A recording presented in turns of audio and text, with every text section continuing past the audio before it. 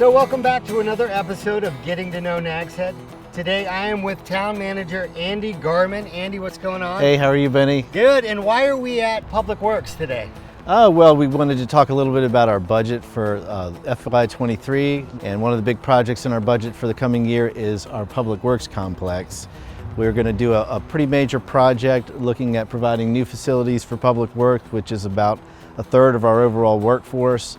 Public Works provides facilities for sanitation, fleet maintenance, water distribution, water operations, facilities maintenance, stormwater and drainage, as well as our bulk yard, which is right across the street. So this isn't the only project though you have this year, Mr. Manager, right? What else you got going on? There's a lot of different projects related to a lot of our infrastructure. We've got a bundle of street projects going on, some carried over from last year. We're going to combine with the ones from this year. We're doing several neighborhoods like Nags Head Acres, Old Nags Head Cove, Soundside Road, and then several areas between the highways up on Memorial.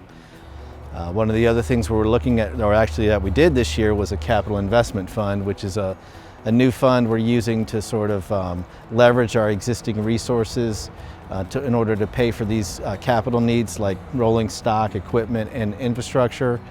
Basically, it's taking some of our unassigned fund balance and putting it into a new fund and allowing us to leverage that to pay for years where we have higher needs and not finance as much. And so hopefully that will help the town in the long run, especially with interest rates going up like they are now. So we think that's pretty innovative, and we're hoping that it benefits the taxpayers of the town.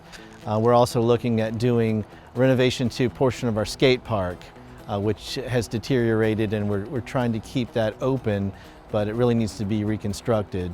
And so we're working with a designer on that. We're doing some small upgrades to our dog park just to keep it cleaner. And so we might put in some doggy turf and some other things there. And we have been doing events for the last few years. Dowdy Park, we've been doing the farmers market and some other things. We have an events position now that's full-time, and so we're hopeful to be able to do a lot of new and exciting things. So we got some information on the parks. Anything going on the beaches?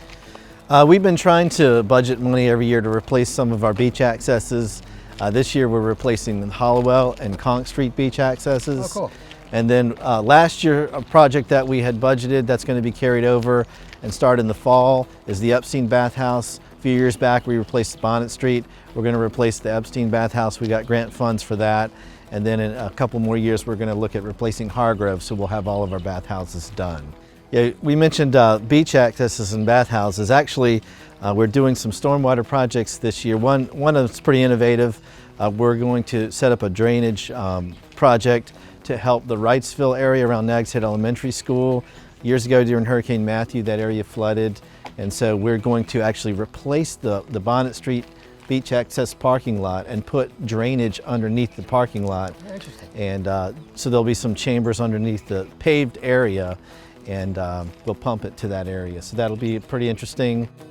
So of course no Nags Head video would be complete without talking about the famous Nags Head Septic Health Initiative.